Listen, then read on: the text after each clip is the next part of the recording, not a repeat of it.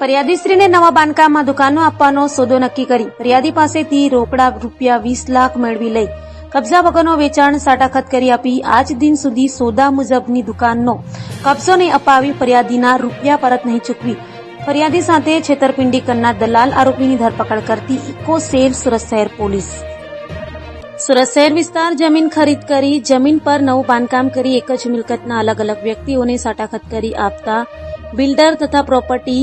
દલાલના વધી ગયેલ હોય આવી રીતે છેતરપિંડી કરતા બિલ્ડર પ્રોપર્ટી દલાલ ભોળા લોકોનો ફાયદો ઉઠાવી તકનો લાભ ઉઠાવીને છેતરપિંડી કરતા અને લોકોના રૂપિયા પડાવી લેતા જોવા મળે છે। સુરત શહેરના લોકો કમિશનર શ્રીનાઓએ સંવેદનશીલ અભિગમ દાખવી સુરત શહેરમાં આવા બિલ્ડર પ્રોપર્ટી દલાલ વિરુદ્ધ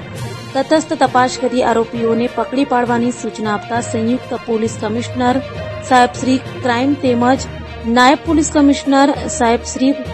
ક્રાઇમ બ્રાન્ચ તથા મદદનીશ પોલીસ કમિશનર સાહેબ શ્રી ઇકો સેલ ક્રાઇમ બ્રાન્ચનાઓના સીધા માર્ગદર્શન હેઠળનાઓની સૂચના મુજબ નીચે મુજબની કામગીરી કરવામાં આવે છે।